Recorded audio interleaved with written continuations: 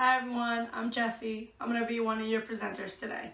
Hello, this is Donna Reed Oliver, and today's lecture will be on Chapter 25 entitled Technology Ethics of Service Delivery. For this presentation on technology, we're going to be discussing some key points. These key points include identifying occupational therapy's role in assistive technology. We're going to discuss some of the legislation that has been developed in regards to assistive technology. We'll discuss how the Code of Ethics and its principles and related standards of conduct protect and enable its consumers. We will be discussing the empowerment model and its contributions to assistive technology. We will also further identify some key terms and concepts in regards to technology and ethics. In order to better understand occupational therapy's role in technology, we must first define what technology is, its importance to today's society, and the current role it plays in healthcare. Technology has been identified as having one of the biggest impacts on quality of life for a long period of time. The importance of technology and how it improves everyday life has been accepted by many, if not all, healthcare professionals. As a concept, technology is defined as sophisticated devices, industrial objects, computers, and their applications, and scientific knowledge as well as technical skills. Research indicates difficulties with use of everyday technology represent a possible risk factor for exclusion from activities of daily living, work, and leisure activities. Thus, there is a need for technology to be considered within rehabilitation. Occupational therapists have always incorporated technology into practice. Now that we have defined technology and its impact on society, we're going to discuss occupational therapy's role and involvement in the technology process. As stated in the previous slide, occupational therapists have always incorporated technology into practice. Occupational therapy practitioners have modified common technologies, tools, and materials to adapt and modify valued activities. Occupational therapists utilize creativity while incorporating their knowledge of physics, kinesiology, and activity analysis in order to use technology to achieve therapeutic goals. These modifications and adaptations are better described when we're discussing assistive technology. Assistive technology includes devices and services which makes it possible for people with disabilities to participate in everyday tasks. As technology continues to revolutionize, occupational therapists will have increased opportunities to enable function, support learning, and compensate for missing body structures. Assistive technology has become a major part of the occupational therapy practice.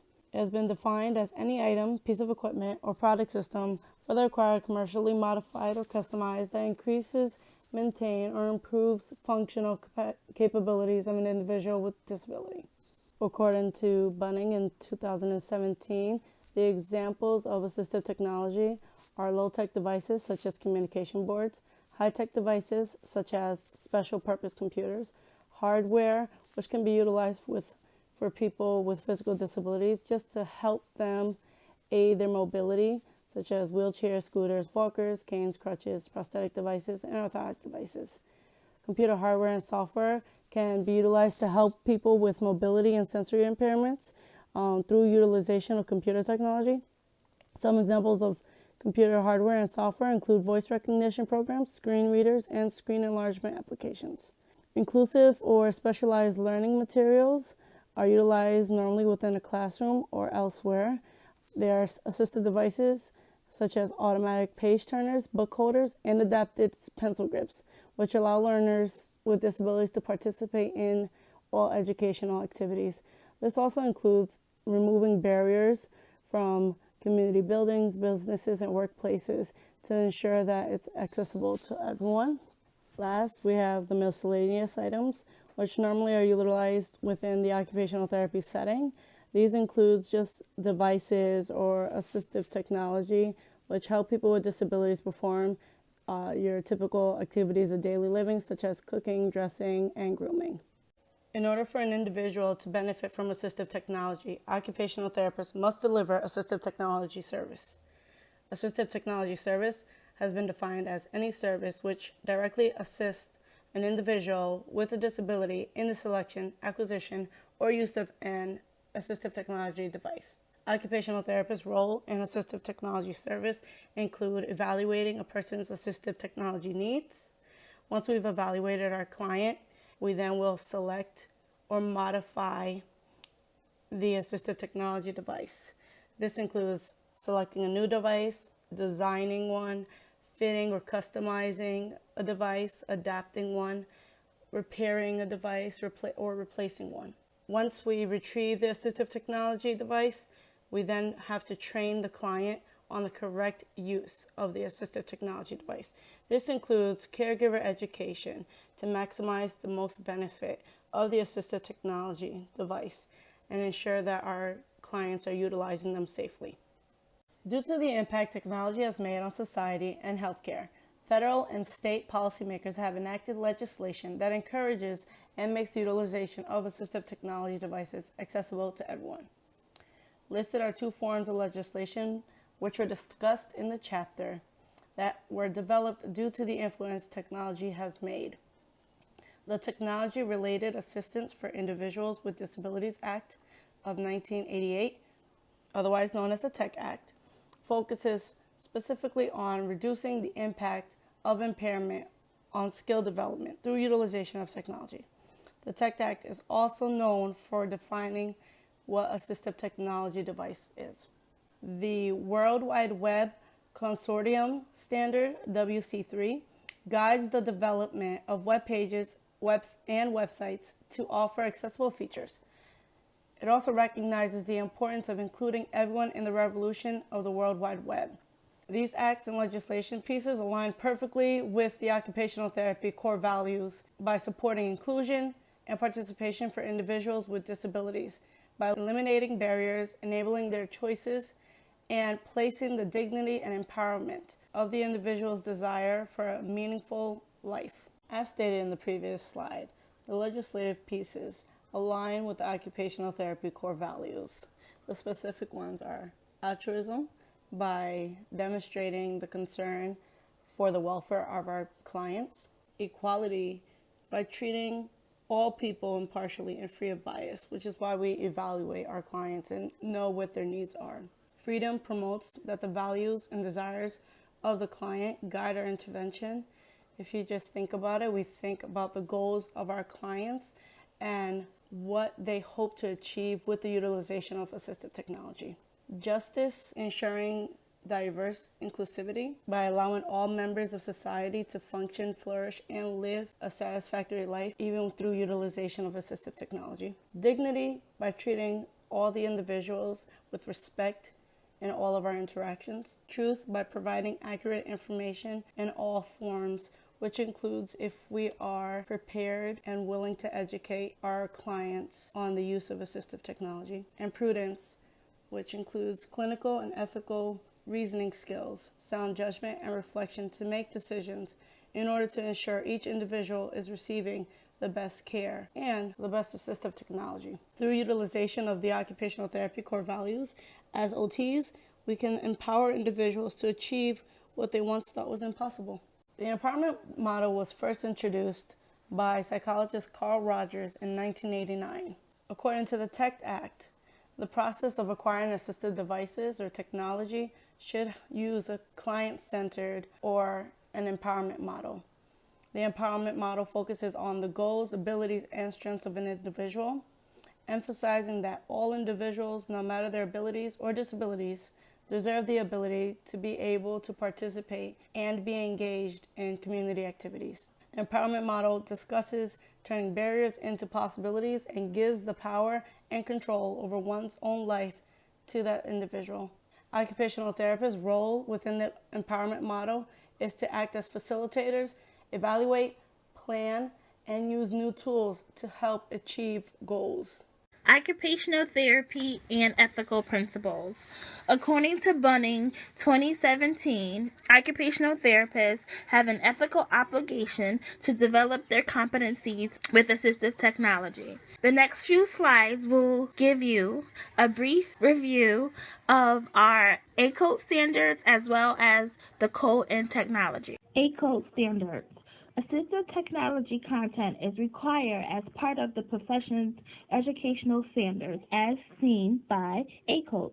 The standards include principles that enable occupational therapists to design, fabricate, apply, fit, and train others on assistive technology. ACODE states that we have to be able to demonstrate an understanding of the use of technology to support performance, participation, and well-being. The Code of Ethics and Technology.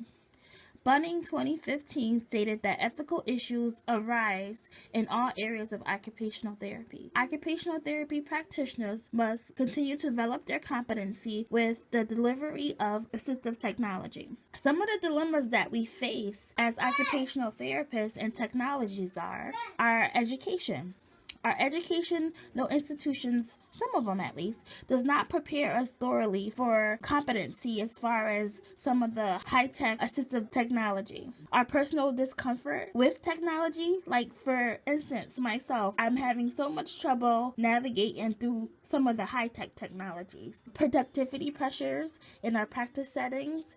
Some of the other ethical issues may be that the practitioner has incomplete or outdated information. A lot of therapists may have the terminologies that expire over time and they continue to use them. And they make these poor decisions based on the outdated information, which is in turn wasting resources. Also, AT does not succeed by itself.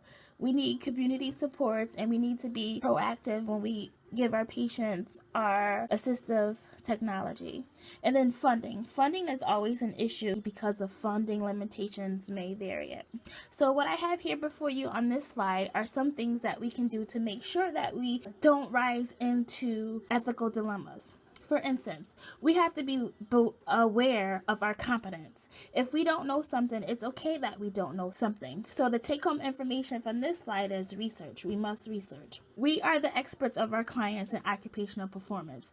We know how to do the task analysis to make sure that our patients are able to do what the occupations that are meaningful to them. So we have to find the resources that would be appropriate for their deficits. And again, an emphasis is on research. We have to respect our clients' wishes. Some of our clients, as you guys probably know what I'm about to say, or can resonate with it, we have to respect their wishes. Sometimes their wishes are not realistic, so we have to tune their wishes with the technologies that we have available. But the take-home information for this one is self-determination.